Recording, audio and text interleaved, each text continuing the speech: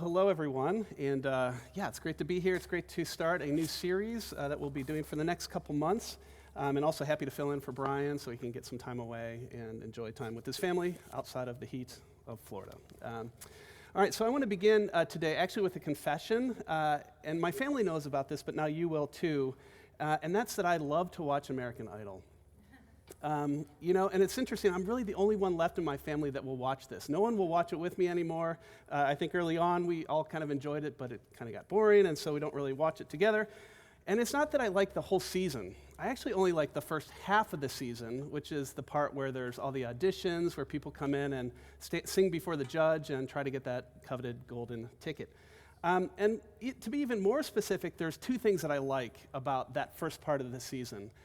The first are moments when you have someone with a really compelling story. Maybe it's one of suffering or trials that are overcome as they are pursuing this dream to become, to be a singer and to go to Hollywood. And I think there's something about the sort of deep longing of the human heart to do something great and to do something that's sort of bigger than yourselves that is quite moving. And so when those moments take place in the show American Idol, I'm often moved to tears, usually by myself now, but there you are, in those moments. So that's one kind of moment that I love. The second kind of moment that I love to watch in American Idol, and these reveal sort of a less flattering part of myself, actually, and my character, but those are the moments when people are completely clueless, right? You know these if you've ever seen this. They think they're a really good singer when they're terrible. They think that they're stylish or creative in their dress when they're not, or they think they're quirky or fun in some way when they're not. And I do kind of love to watch those too. And that's because there's this obvious gap, right? Gap problem that these people suffer from. And in this case, it's usually the gap between their own perception of their abilities or their style or something and reality, right? But of course, it's not just on American Idol that we see this gap problem. We all suffer from various gap problems. Just to give a more sort of close to home one, when I did my PhD in philosophy at Purdue University, if you would look at me from the outside for the 5 years studying there, it would look as if everything looked well. As a campus minister, as well as a PhD student, leading Bible study groups with faculty and students, faithfully serving in the church, daily spending time with God, faithfully loving and serving my family. And so on the outside, all was well and good. And even on the inside, things were okay. I was walking with God. I was seeking to love and serve my family. But then about 6 months to a year after finishing the PhD, I kind of had some critical distance from those 5 rigorous years, and I began to realize that I'd actually kind of been beat up by the whole process, physically, but also spiritually, too. And even though I had done all the right sort of external things all throughout that time, I realized that there was a gap and just this ability to sort of sit and savor Jesus. And just to sit with Jesus, not with an agenda, not to prepare for a Bible study, not to prepare for some ministry thing, but just to sit and to be with Jesus. And so I realized that I needed to re-fall in love with Jesus all over again. And again, that was this gap between what I said with my mouth, but what was actually going on in my heart sometimes. But of course, we all sort of suffer from these kind of gap problems. We long for wholeness. We long for all of our thinkings and willings and emotions to be sort of headed in the right direction, but we suffer from these gaps between what we want and reality. And the reality is that we're often fragmented people, and we have a fragmented faith. And this raises this question, like, why are we fragmented people? Why do we often suffer from a fragmented faith? And, or as the picture says, often we're in some area of our life, we're kind of like Dr. Jekyll and Mr. Hyde, and none of us want to be like that, right? But we fear that this is actually the case. And so the question is why? Why do we suffer from these gaps, these gap problems? Now, I think the answer, at least part of the answer, might surprise you, and I want to say something somewhat provocative here. Because I don't think the gap problem is fundamentally a disconnect between what you want to do and what you actually do. I don't think the gap problem is fundamentally between what you feel and what you actually feel, or what you want to feel and what you actually feel. But I think first and foremost, it's a gap between what you see and what you think and the way that reality actually is. So it's a cosmological or a metaphysical gap problem. And the idea is that we no longer see and delight in the world the way it is, And as a result, we no longer see and delight in all things in relation to God, nor do we see and delight in God as he actually is. And so if we were to label this sort of fundamental gap, the idea would be that we have become disenchanted. Okay, so there's the word. Now in his book here, Recapturing the Wonder, Mike Cosper, the author, describes disenchantment as a kind of perception where the default position or posture that we have towards God and the world says something like this: I am programmed to expect that the world is what I can see, touch, and measure. And any thought or idea that runs against that expectation is met with resistance. Cosper goes on to say, this way of seeing the world, notice it's perceptual, this way of seeing the world is what Charles Taylor calls disenchantment. Charles Taylor is a Catholic philosopher, really important thinker. He says, a disenchanted world has been drained of magic, of any supernatural presences, of spirits and God and transcendence. A disenchanted world is a material world where what you see is what you get. And so today we're going to begin a new sermon series that's based loosely on this book by Cosper. It's a really good book called Recapturing the Wonder.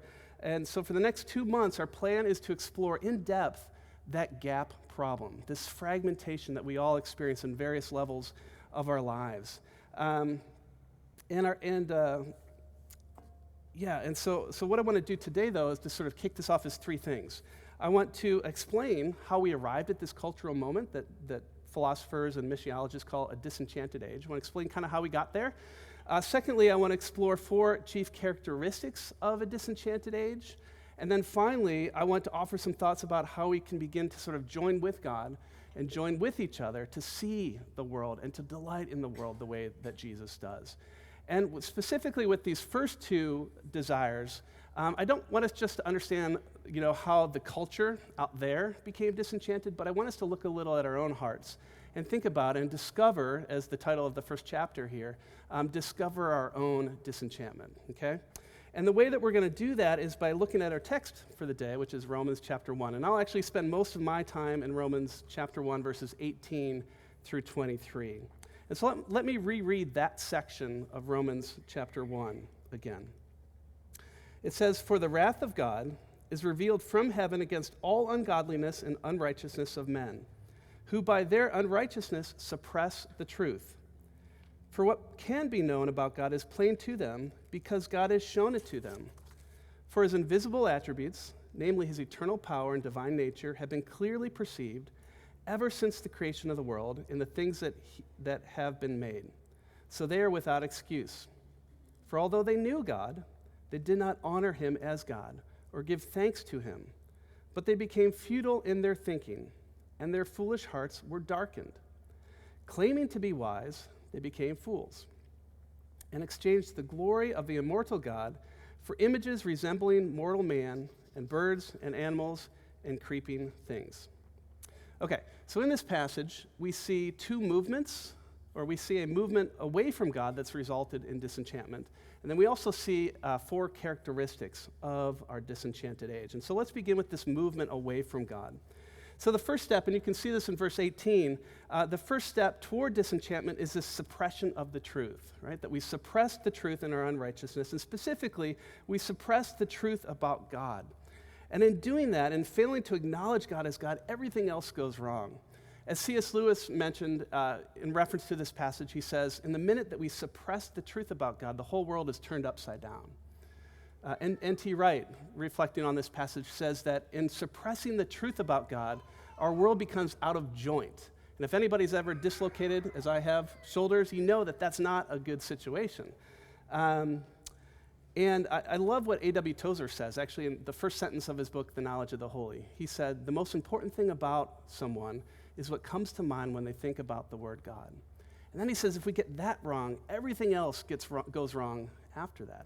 Right? So the most important thing about us is what we think of when we think of God. And so the question is, why is this the first step in disenchantment, the suppressing of the truth about God? And the answer is at least for 3 reasons. Number 1, because we are shaped by what we think great, right? Number 2, we run to that which we think lovely. And we are moved by that which we think will satisfy. And so when we begin to suppress the truth about God, we run to things that are created things instead of the Creator, and we think that we will be satisfied in things other than God. And so everything becomes out of joint. Okay, so that's the first step. The second step, though, we could describe as the emptying of the world. The emptying of the world of her transcendence, the emptying of the world of her magic, the emptying of the world of this sort of supernatural quality. And so think of it this way. This is kind of how I found this helpful. Imagine that you were living like in ancient Greece. So, say you lived 3,000 years ago. Your experience of the world would be drastically different than your experience of the world today, right? So for the ancients, they believed that the world was populated by gods and goddesses and nymphs and dryads and monsters and spirits and heroes and lawgivers. And so for the ancients, reality was not tame. It wasn't dull. And life was an adventure. The world was supernatural. And at any moment, you might be, this is what they thought, you might find yourself in the presence of a god. And so divine judgment for sin was a constant worry. And so for the ancients, the experience of the world was one of mystery, it was one of enchantment, it was one of sacredness. But not so today, right? The world has been diminished and emptied of the divine and emptied of the sacred. And so as a result, our experience of the world is diminished as well. I love this quote by C.S. Lewis in an essay called The Empty World. And he talks about like this one-way progression as we begin to sort of conceptualize or try to understand the world around us. He says this. He says at the outset, the universe appears packed with will, intelligence, life, and positive qualities. Every tree is a nymph, every planet a god. Man himself is akin to the gods. The advance of knowledge gradually empties this rich and genial universe, first of its gods, then of its colors, smells, sounds, and tastes, finally of solidity itself as solidity was originally imagined. And of course, it's not just the universe that's emptied of the divine. Today we're told that space is empty, that the heavens are silent, that time is devoid of meaning. And of course, for example, those like Carl Sagan talk about how the Earth is a little pale dot, a little blue dot that exists on the kind of rim of an insignificant galaxy in the midst of hundreds of billions of galaxies full of hundreds of billions of stars. And so as a result of this suppression of the truth about God, and then the emptying of the world of the sacred, we result and we end in this disenchanted world. Okay, so let's return to the text and let's look at some characteristics of disenchantment. The first characteristic is what I would describe as the felt absence of God. And again, we're describing culture, but I think we want to also think about our own hearts as well. And the idea is that the felt absence of God characterizes our day and age. And what we learn in our passage, though, is that the felt absence of God is an expression of God's wrath, as we read in verse 18. That is now being made manifest. So, for example, in verse 20, we learn that God has indeed revealed himself to all people through that which he has made, and thus it says we are without excuse.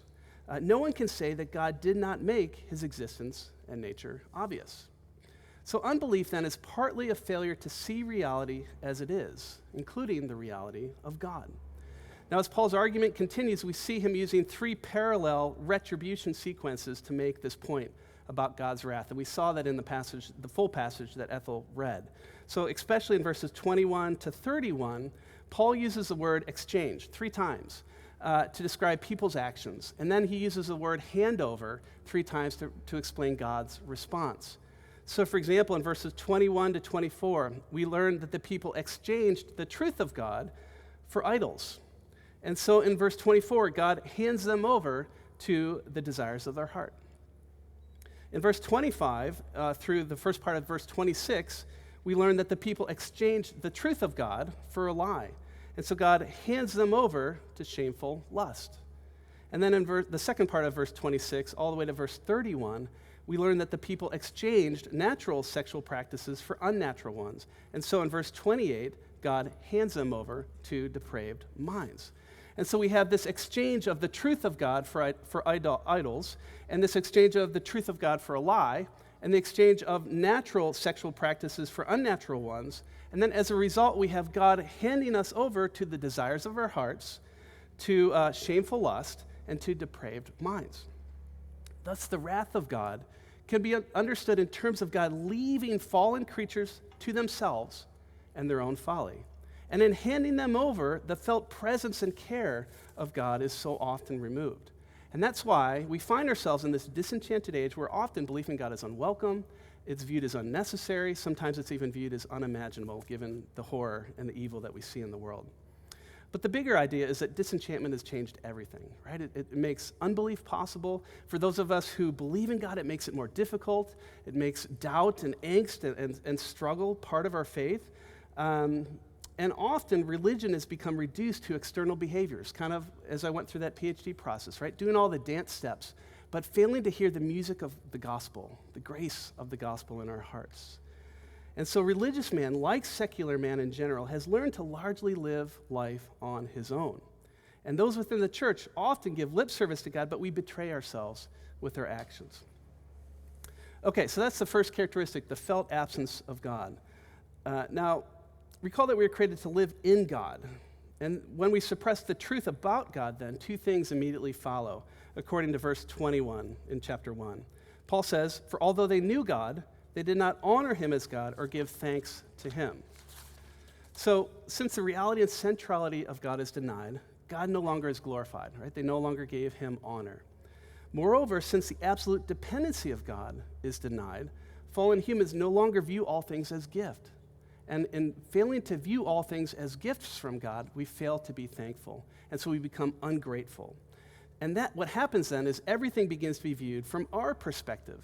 And as a result, we begin to use people and we begin to use things as our own end.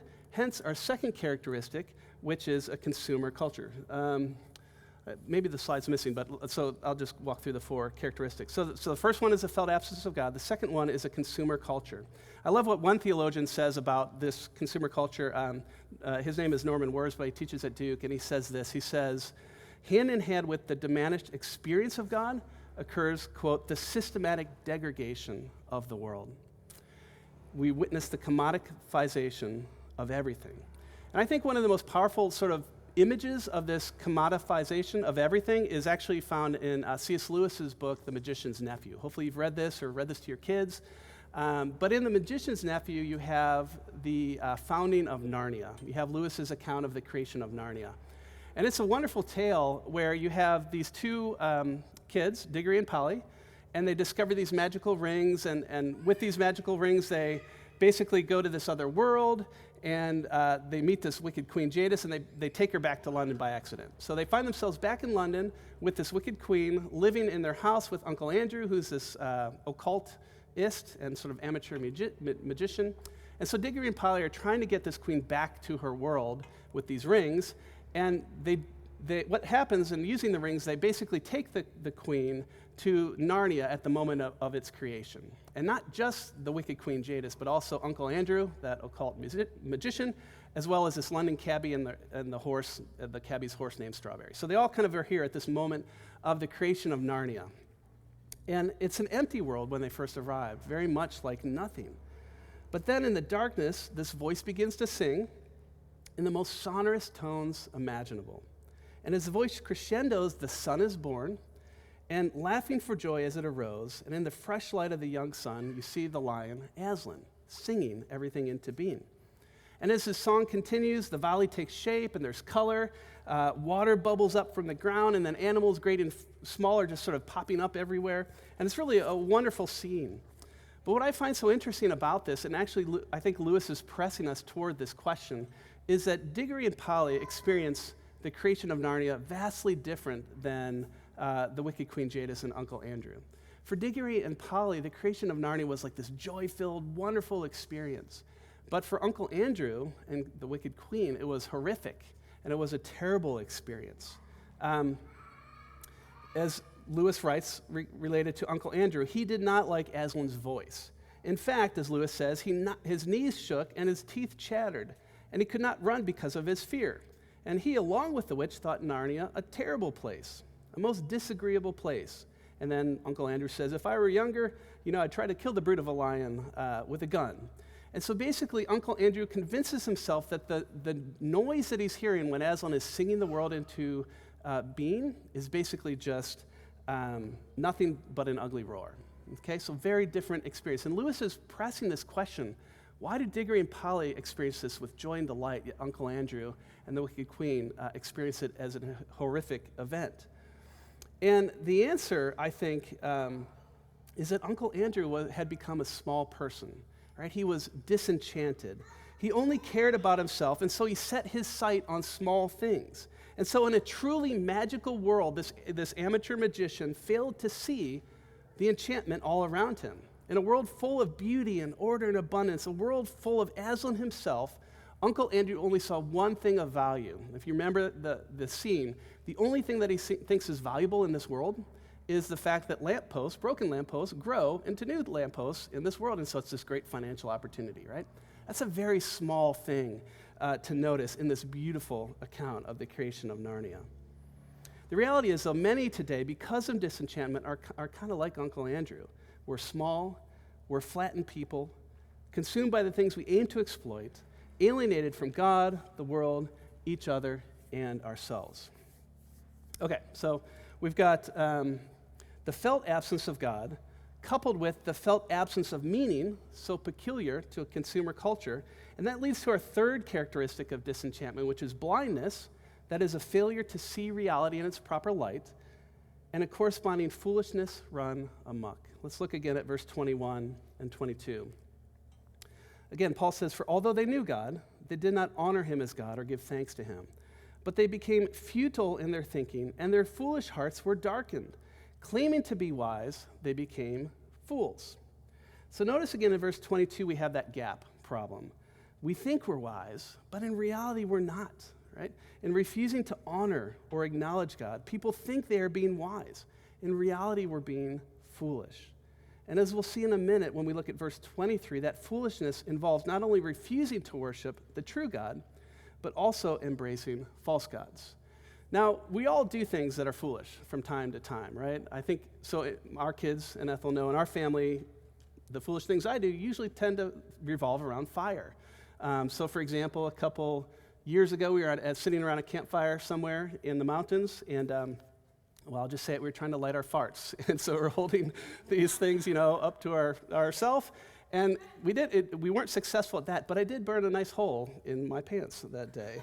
That was kind of foolish. Or I could remember another time trying to have a burn pile in our house in Texas, trying to get rid of some brush, and the fire wasn't quite going. So in my foolishness, I thought, hey, let's go get this gas tank, and we'll throw gas on it. And I didn't succeed in anything but having the gas basically travel to the tank and almost blew up myself in the process. That was kind of foolish.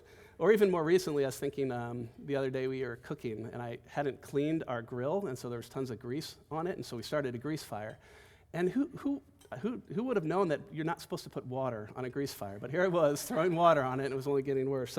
So we do foolish things all the time. But in this passage, the foolishness that's in view here is a kind of moral bankruptcy, right? That if wisdom is this idea of understanding the grain of reality and then living our life according to that, the foolish person either doesn't understand the grain of reality or understands it but doesn't live according to the grain of the world. That's the kind of foolishness that is in view here. And as evidence that our culture is rife with this kind of foolishness, I'm just going to submit to you your social media news feeds, right? I think that's all we need to say. I mean, if you look at them, it's pretty obvious pretty quickly that the world has become turned upside down, right? Gotham has been overrun. The barbarians have toppled the gate. The apes rise and man is abolished. Like, pick whatever metaphor you want. The idea is that foolishness and blindness is rampant. And so as we narrate our lives as a culture, as individuals, without reference to God, and embody habits that are motivated more by these misplaced desires, our character deforms, and our perception of the world changes. We become blind to reality, and so money and entertainment and excess gluttony, whatever the litany of vices and our spoils are, they blind us to the goodness and the beauty of the world. And this leads to our fourth characteristic of disenchantment, which is idolatry and an idolatrous way of perceiving. So again, let's look at verse 22 and 23. It says, "Claiming to be wise, they became fools and exchanged the glory of the immortal God for images resembling mortal man and birds and animals and creeping things." Now notice here that Paul pictures the fall into idolatry as a kind of exchange. We're exchanging the glory of God where glory is best understood as the fame or the splendor or the majesty of God, for images of man and beast. Now, in some ways, it makes sense. All of us struggle with idolatry, right? In fact, Calvin and the Institutes famously said that the human heart is an idol factory, right? That we're just constantly struggling and generating idols. That's just part of what it means to be fallen creatures. But what's so interesting about this particular age that we find ourselves in this disenchantment, is that disenchantment overwhelms us with this idolatrous way of living and perceiving, right? It contributes to the pervasiveness and the entrenchment of idolatry. And of course, idolatry is a grave sin for at least two reasons. Number one, because it robs God of the glory that is due him. As Paul says in verse 21, we fail to honor him. But number two, it prompts us to reduce the world and to reduce God to the level of human expectation and appetite. So in other words, in living idolatrously, we actually lose God and the world that he has made. And so we're no longer able to see this world in its proper light. Okay, so I submit to you that these four characteristics that we briefly noted represent a fair description of modern Western culture, but it also, I think, is a fair description of much of the struggle of our own heart, right? The collective way of perceiving today is one of disenchantment, and that means that we don't see the world in its proper light. And of course, as we continue on in Romans chapter 1, verses 24 all the way to the end, we have this litany of sins and vices that plague humanity, and they all have their roots in the soil of idolatry. Okay, so disenchantment has indeed changed everything. And so all of us suffer from gap problems, various instances of this gap problem between reality and what we think is reality. Whether it's moral gaps or intellectual gaps or emotional gaps or volitional gaps or spiritual gaps, all of them can partly be traced to our inability to see and delight in God and all things in relation to God. So then the question becomes, and we'll sort of end with this, what can we do? Is it possible to re-enchant ourselves? Is it possible to, as the title of this book says, recapture the wonder? And I think the answer is, and Scripture is clear in this, the answer is yes. It is possible to see God and all things in relation to God rightly. And so what I want to do here is just sort of leave you with three thoughts as points of application, but really we'll return to these three thoughts and ideas for the next couple months as we work through this book. So here they are. The first one, and it's I think a slide or two before this actually, is that we would want to identify what Charles Taylor, that philosopher, calls your disciplines of disenchantment and root them out. Yeah, there it is. There it was. Okay, so here's what Cosper says. He says, our culture rehearses stories, ideas, and dialogues that shame us away from any kind of belief in transcendence. Right? So we all live according to a story. And our culture rehearses stories and ideas that shame us away from belief in the divine, in the sacred, in the transcendent. Charles Taylor calls these disciplines of disenchantment. We regularly accuse each other of magical thinking, or of indulging in myth, of giving way to fantasy. We say that X isn't living in our century, that Y has a medieval mind, while Z, whom we admire, is way ahead of her time.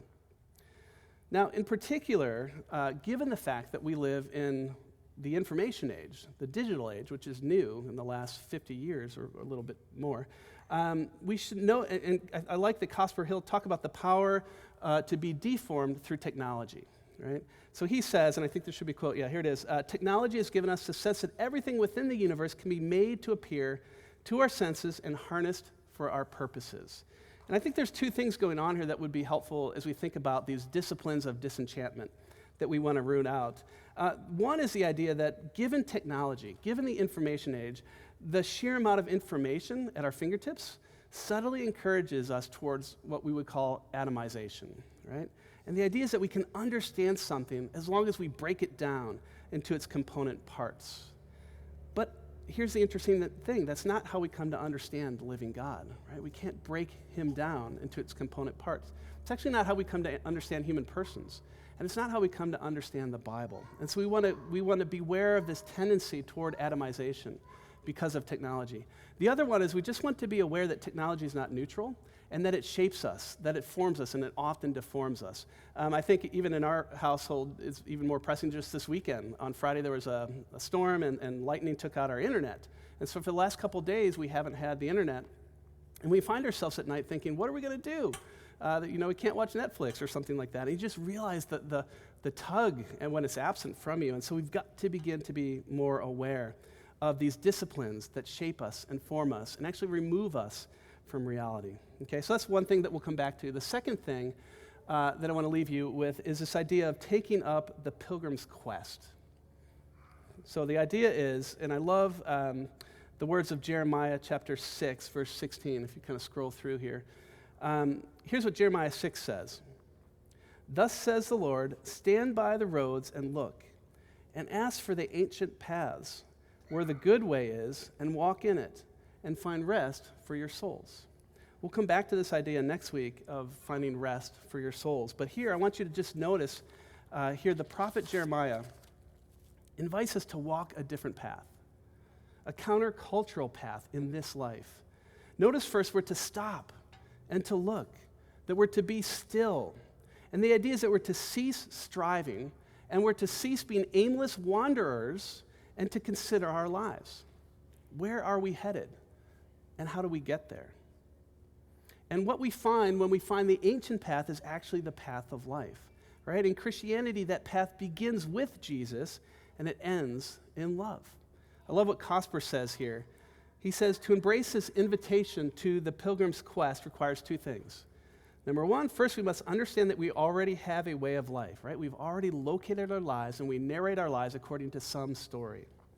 It's not enough to say the world is disenchanted and that we did it to ourselves. We must also acknowledge that we are disenchanted and that we did that to ourselves.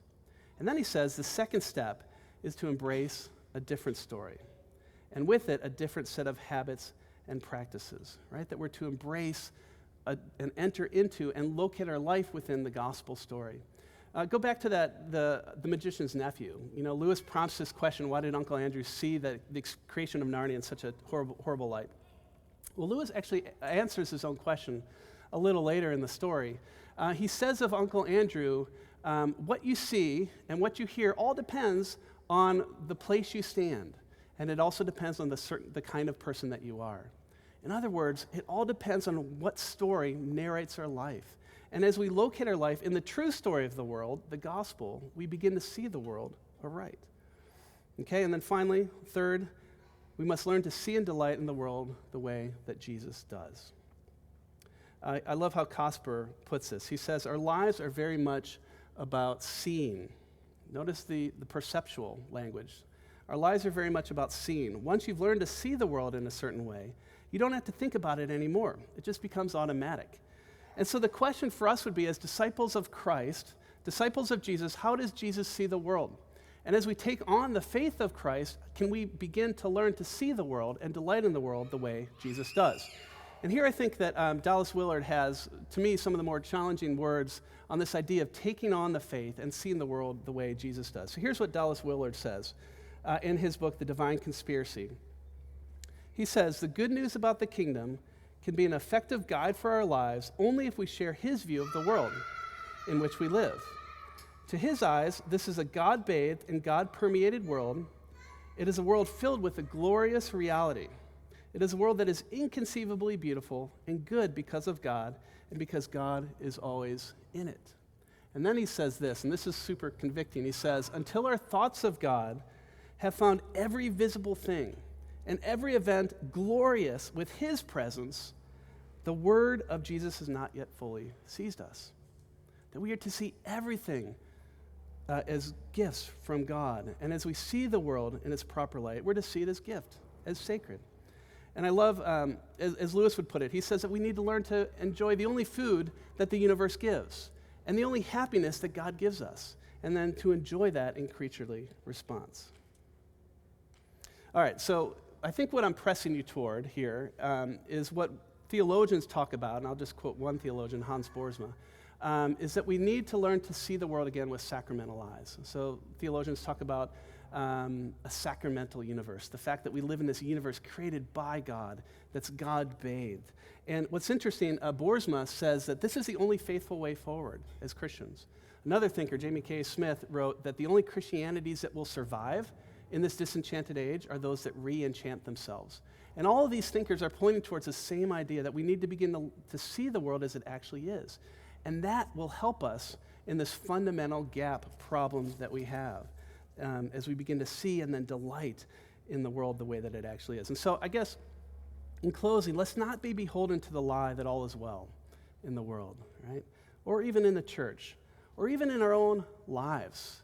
As the title of the first chapter of this book is, that we would begin to discover our disenchantment.